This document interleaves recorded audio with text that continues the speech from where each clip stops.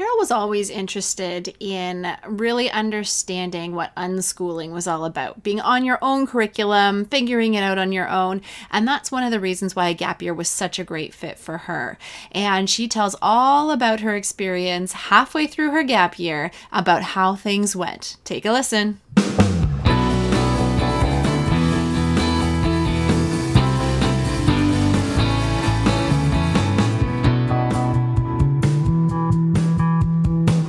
Welcome to the Gap Year Podcast, where we explore the who, what, where, when, and why of gap years.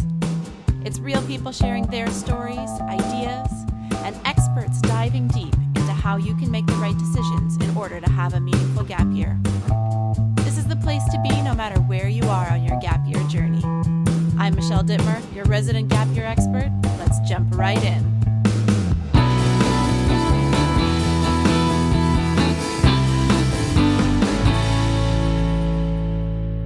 Hi there, everybody. Today I have a phenomenal guest with me, Carol Zhu, and she's coming to us mid-gap year. So she's currently on her gap year, and I'm so excited for her to share some of her learnings on her journey to making the decision to take a gap year and some of the really fun things that she has been up to and what are the pieces of herself that have grown and what are some of the lessons that she's learned on this journey. So thanks for joining, Carol.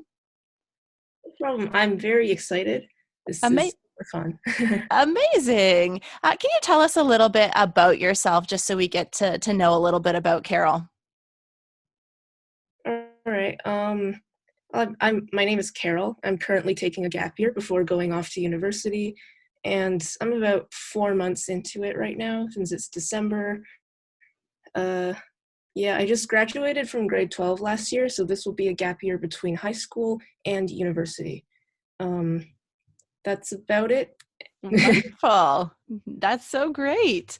So this is really, really fresh for you. You're only 4 months into your gap year. And Yeah. I think something that's always interesting for listeners is to understand how you came about the idea of taking a gap year. Was this something that had been on your radar for a long time, or did it pop up for you at the last minute? Guess you could say it's been on my radar a long time, but yeah, so I've wanted to take a gap year since about grade 8, and at that time it was just like I was going through kind of a research phase about Sudbury schools and other alternative education options, but I'm going to talk about Sudbury schools in particular. So in grade 8, like a lot of people at my age, I assume I was very fed up with going to school. And then basically, unlike traditional schools, I found out that in a Sudbury school, the schools kind of run like a democracy with votes from the student body on decisions of what to do within the school. And then the students all get to decide individually what they get to do with their time. For example, play outside, play inside, take classes, go online, etc. And nobody's age segregated, so there's no grade 1, grade 2, grade 3 system. Everyone can interact with anyone at any time. And it's actually working pretty well wherever it's been implemented. And you can read about the studies of the benefits of Sudbury schools online. Anyways, I also came across this little detail about students that transition from traditional schools to Sudbury schools, and it was just called the process of deschooling. Basically, at first, they tended to predictably do what the kids with sudden unrestrained freedom would do, play video games all day and sit on their butts all day. But slowly, they found that over a few months or sometimes years, the kids started to adapt to this and become more curious and self-sufficient and more gained the ability to self-regulate. And they would take courses themselves on math, art, writing, and teach themselves, interact with other kids and stuff. And usually, in terms of taking courses, they would complete them in months as opposed to years that it would usually take schools to get through one of these courses. And they'd get a lot out of the Sudbury school experience. And again, I can't remember specific stories, but if you want more details, do the research on that yourself. But so basically in grade 8, I knew I couldn't go to a Sudbury school because there were none in my area, but I did want a D school. So that's when my mind first went to taking a gap year as an option, as a way to experience things I'd missed from going to public school.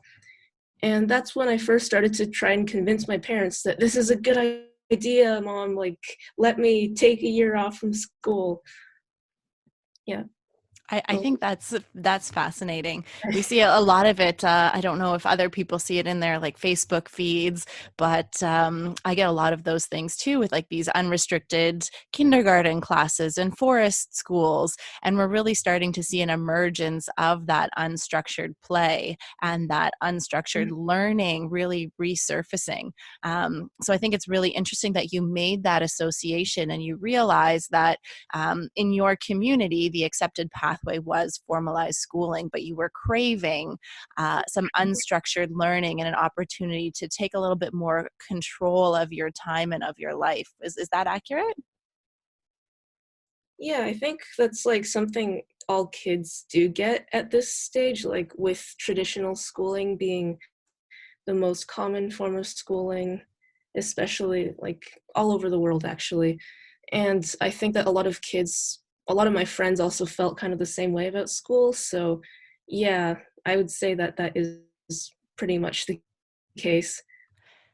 I like the fact that you brought up the idea that like all of your friends or a lot of your friends also had this same inkling, Yeah. but I'm betting a lot of them didn't choose to take a gap year. So I'm wondering if you could just think about maybe why you were able to make the decision to do something different and your other friends chose to take the more traditional path. Is there something in your life, a skill set or an experience or support from your family that allowed you to journey on a pathway that's different than the traditional schooling? Yeah, pretty much. I'd say that I was pretty lucky in that way. And actually, surprisingly, I was in a friend group of like I was one of four kids in a friend group in high school that like we were really close. I mentioned these three particularly because we they were the closest friends I had in high school. And surprisingly, three of us out of four didn't go to university this year. So actually, my friends did, in one way or another, end up taking a year off, like an That's extra year at least. that's But I would say incredible. that I was pretty lucky in that, like, my parents were initially like thinking that it's the traditional way to just go to school and go to university, but then I wore them down over the years, and thankfully they were very understanding of that. Yeah. And what was it? Was it your persistence that convinced them in the end that this was a good reason, or what were the arguments or the thoughts that you put before them that helped them to understand why this was important to you? It was just like, um, in particular, I think it was just bringing up like the benefits of a gap year. Like statistically, it's proven that like kids who do a gap year tend to like be more mature when they enter university, um, have more like life skills and ability to handle themselves and manage their time.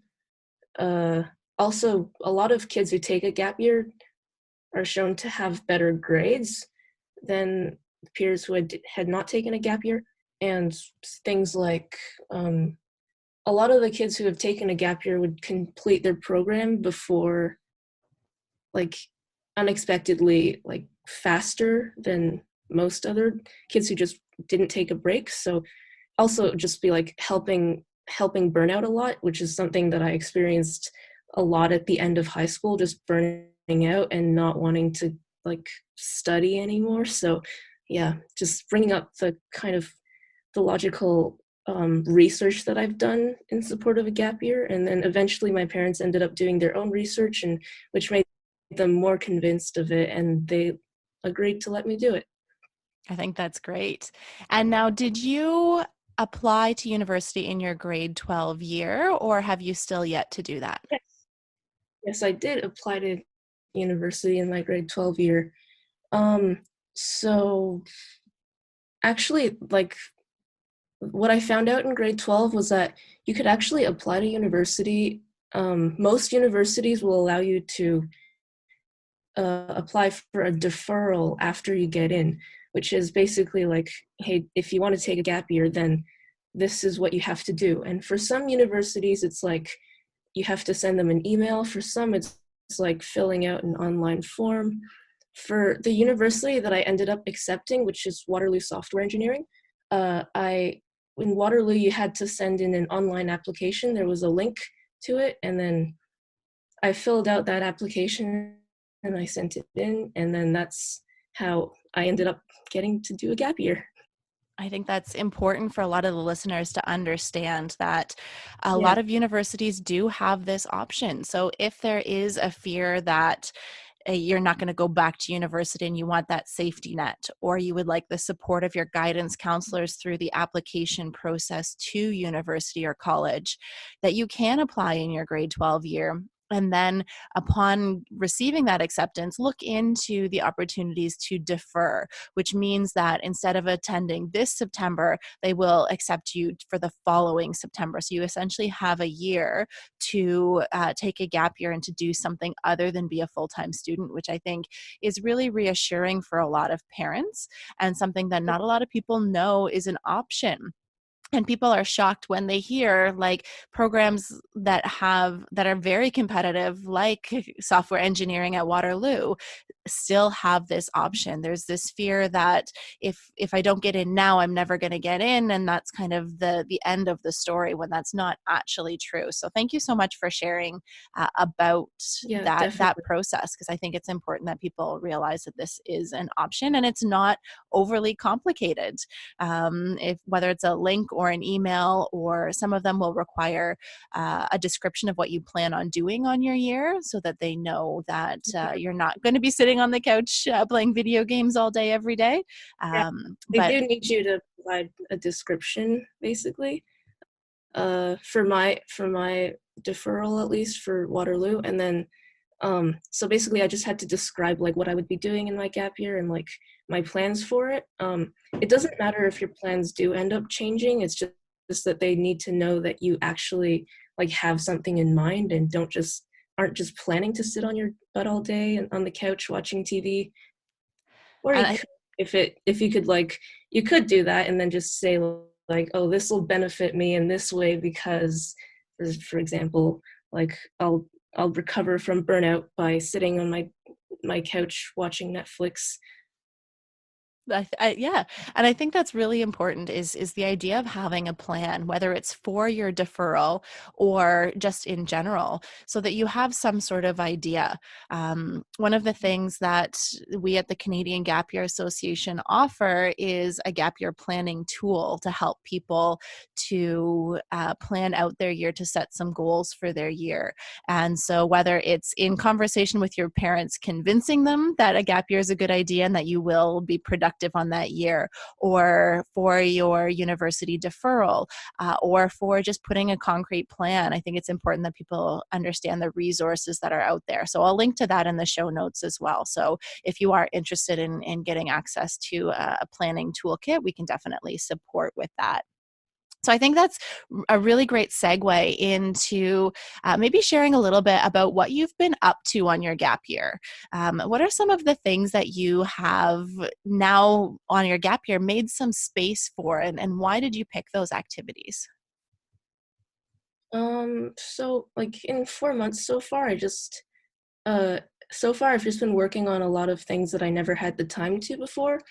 Um, I've always wanted to get into machine learning. I like coding, which is why I applied to software engineering, and I wanted to get into machine learning, but I've never had the time to put in the intense amount of learning that understanding it would require. I tried looking up online tutorials and stuff, but it was just a lot of them were either too simplified or too difficult for a high school student. Um, so what I ended up doing was taking a couple of online courses.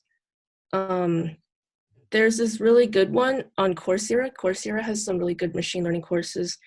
Um, and then now that I've earned a few machine learning certificates and gained some skills, I'm starting my first machine learning project, which for the project ideas, I just went on Kaggle and then looked for like one that would be suitable for a beginner to start learning.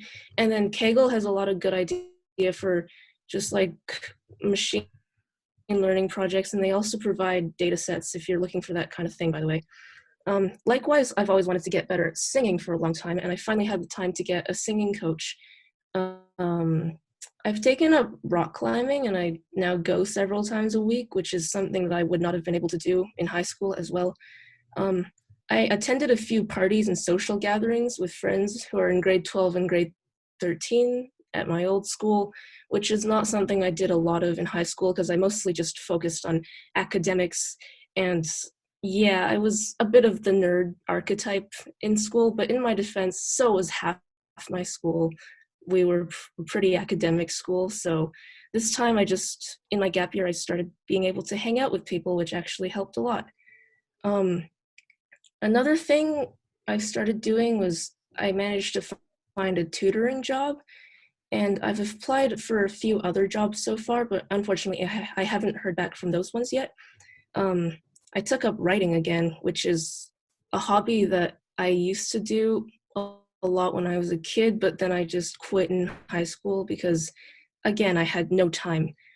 Mostly, I've just been settling down into a comfortable routine without having school. Um, in the future, I'm planning on traveling more, maybe volunteering abroad with a gap year program and finishing up on the last of my machine learning courses. And I also plan on like applying to more jobs and keeping up the routine that I've built. Thank you so much for sharing all those. I love the balance of activities that you've been able to put into your gap year. You have things that are working your artistic side, you have things that are working your more analytical side, you have pieces for your physical health, you've got back to hobbies that you had to put on the back burner while you were studying, you have opportunities for earning and building a resume. And so I think it's really neat the way that you've been able to build out this very well-rounded gap year activities that are helping you to stay well-rounded and not be too immersed in the academic side of things now that you have a little bit more time and a little bit more opportunity to support all of the different parts of who you are. And it's really nice to hear that you're getting back into things, or you're making more time for the things in your life that really kind of light you up or excite you. Things like your singing and your writing that you've been able to bring back into your life. And I think that's one of the gifts that gap year can give to people who may feel that they're losing themselves in their studies a little bit. So I think that's really incredible. And Absolutely. Yeah. and so something else that I love hearing about your story is that it's not centered around travel, because there is this glamorized version of what a gap year is, that it's thousands of dollars and you jump on a plane and you strap on a backpack and you're gone for forever. And your experience is much more the typical Canadian experience. And the fact that you're planning to travel, that's the typical pathway where folks will head abroad for about three weeks to 3 months somewhere later in the year to have some sort of international experience. A lot of them will volunteer abroad as well, to get to expand on their gap year experience beyond their local stuff. So I think Yeah, that's really great. I definitely started off in grade 8 thinking that I would travel a lot, but then as I thought about it more throughout high school, I was like, that's not really what I feel like I definitely want to do, and that's okay if anyone else feels the same way. It doesn't have to be like traveling, and it doesn't have to be staying at home and getting back to things that you've done before. It could be a mix of those things or neither. Yeah. Yeah, I love that. And I love in a previous conversation we had, you talked a little bit about slowing down and being okay with slowing down. I don't know if you wanted to touch on that at all, because that's something that really resonated with me last time we spoke. So do you want to share a little bit about that sentiment? Oh, yeah, sure. Like as as a kid who's just like um been mostly like focused on grades and extracurriculars and achieving stuff in high school, I had like this intense fear of missing out and slowing down, which is something that I actually ended up getting cold feet at the end of grade 12 around taking a gap year because of this. And this was actually after I had sent in my application for a gap year, which was kind of inconvenient since I'd already made that decision and gotten accepted to do a gap year. So I was just worried that like, what if like taking a gap year was just a waste of time, and what if I ended up taking it and then it turns out that all the friends that I had right now had already gone on to achieve like greater things, um, like more paranoid and niche fears of mine were just like, what if the 1 year that I missed caused the job market to plummet, and then that caused me to like not be able to find a job in my field. Things like that just really worried me because I just always had this intense fear of missing out, and it I don't know what else to say. It's just like these fears weren't really all that rational or grounded at all. It was just all rooted in a fear of missing out, and there wasn't really a magic pill to get over these fears. I just had to commit to a decision, go to uni or take a gap year. And after I committed to it, well, after the deadline passed, it was like, okay, I've committed to taking a gap year, and now I just have to find out how to make the most of it. And that was the only thing that really managed to dispel most of my anxieties about taking a gap year. And I think there's incredible learning that comes out of that experience as well. Like you speak of committing to a decision. And in working with so many young people, I find that that is something that causes a lot of anxiety and a lot of worry is committing to something. And a lot of people have been fed the message of you need to keep all of your doors open, and closing doors is bad and it's going to lead to gloom and doom, and you don't want to do that, so keep all your doors open at all times. And Yeah, that's not reality, and that can put a lot of undue stress on us as we do have to close doors or we do have to make decisions. And making decisions isn't a bad thing. It's a skill that you have to acquire. And I think a gap year is a really great way to really hone that skill, because you are moving from a situation where you're in high school and here's 8 courses you can choose from, into you have a full year to do whatever you want.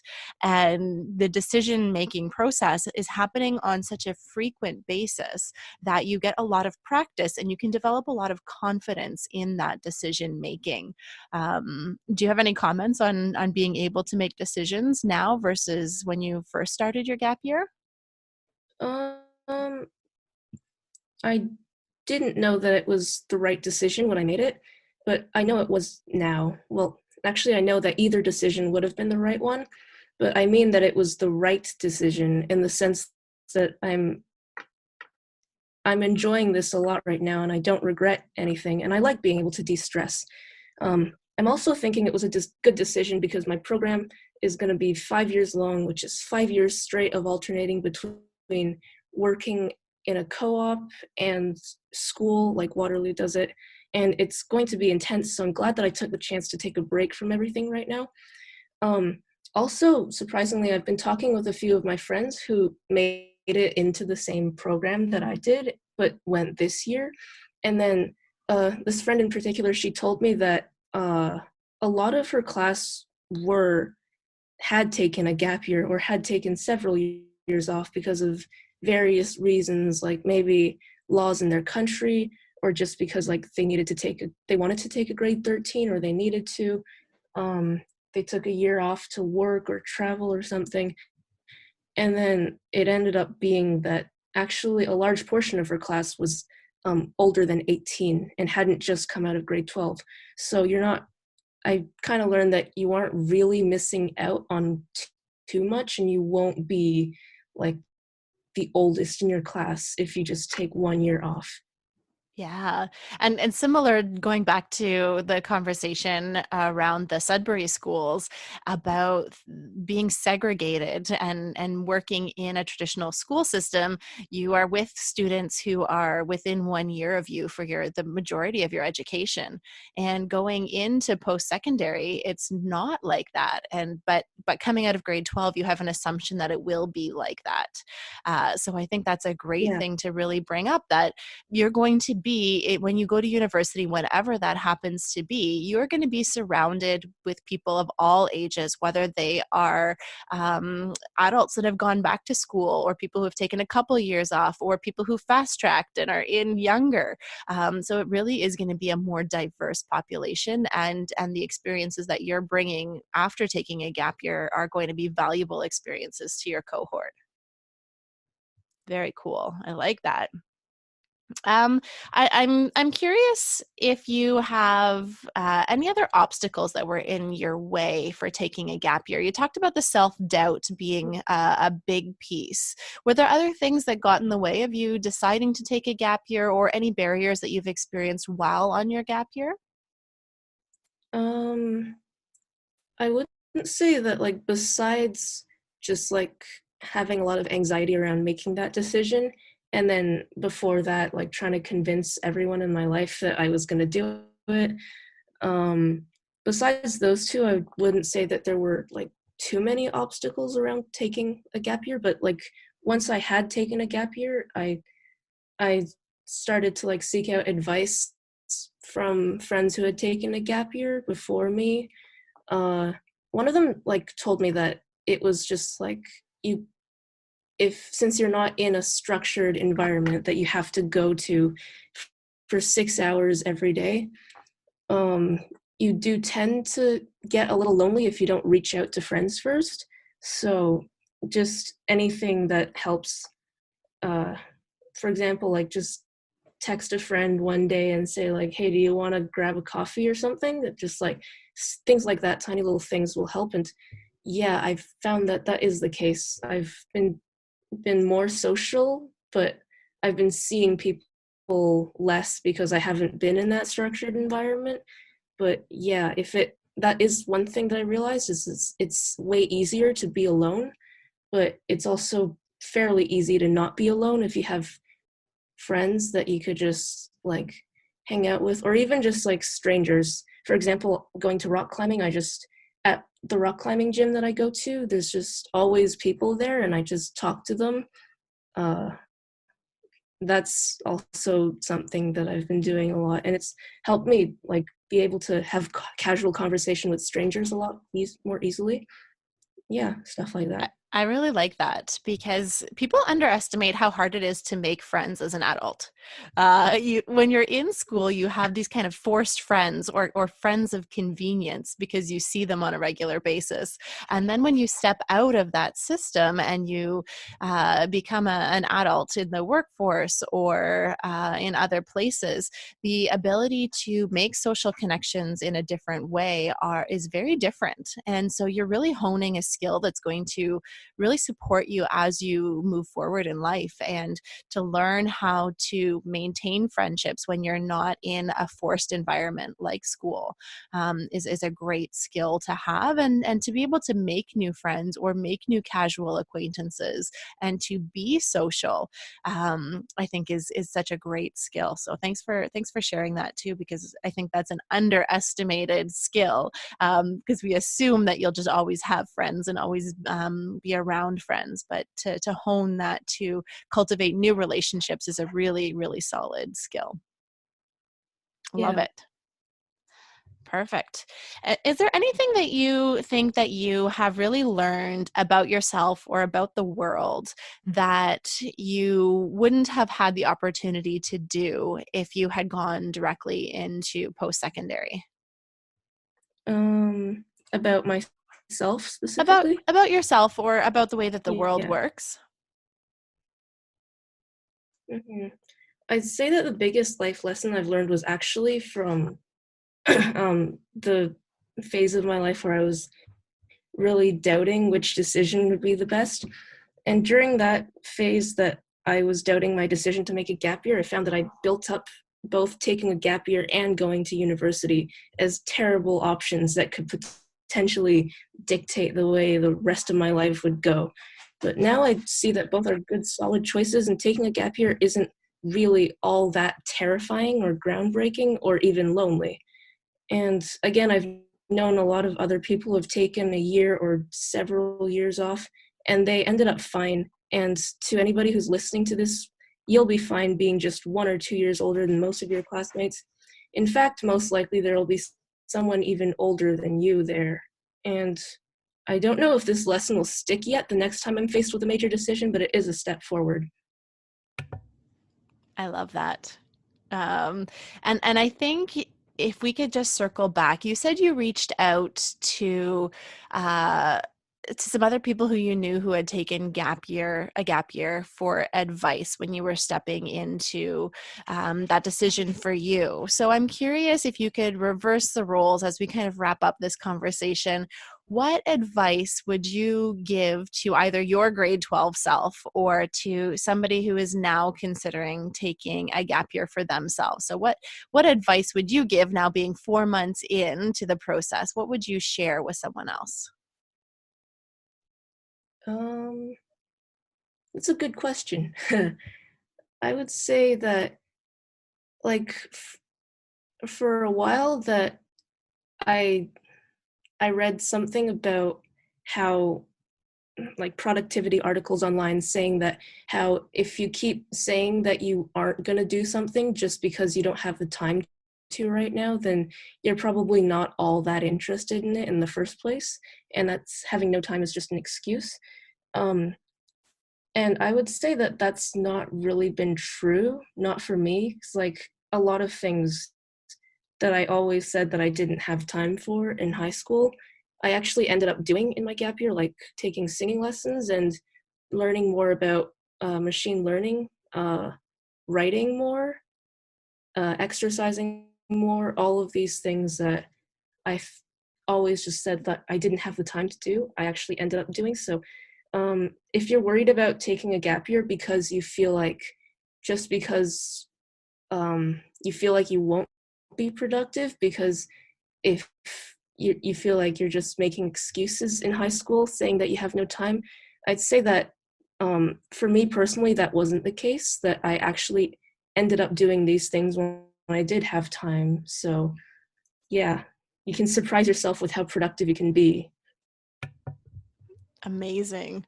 That is really sage advice, and I like that you are rooting that in some of the other narratives that are out there by these professionals talking about productivity, because we're getting all of these messages, and really time is one of our biggest assets.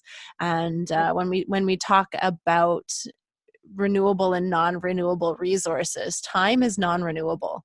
Money Yeah, you can make, money you can spend, money, so that's renewable. But when it comes to our time, it is finite, and we have this message of cram in as much as you can, cut out all the stuff that's not essential. And there's also this narrative out there about self-care and how important that is. And I think a gap year is a great way to kind of marry those two and start to find how to balance all of those pieces of who you are, between taking care of yourself and engaging in activities that are important to you, but also making time for those things that may have been yeah. squeezed out because of other opportunities or other priorities at the time. Actually, that reminds me to say that I actually do, despite everything that, like, uh, the things that I've done so far in my gap year, it's actually not a super cramped schedule. It's a lot more, I have a lot more time now than I did in high school, and I do actually spend a lot of time doing fun things like playing video games and stuff. So yeah, just and a thing that I had to learn at the beginning of taking a gap year, first few months, was that, like, each time that I felt like I was wasting time, I felt bad about it and kind of ashamed of it.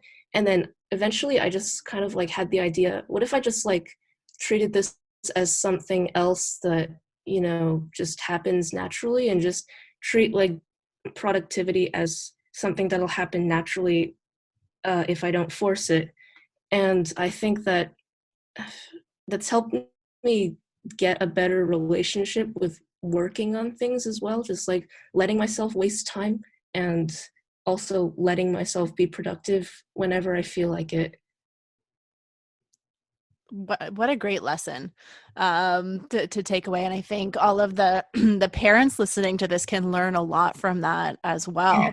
So no matter what stage of life you're at, there are times in your life where you are not going to be a top producer, and separating our self-worth from productivity. You are not more or less valuable whether you are being productive or not. You have intrinsic value as a person, and productivity is one of the ways that society is telling us we have value.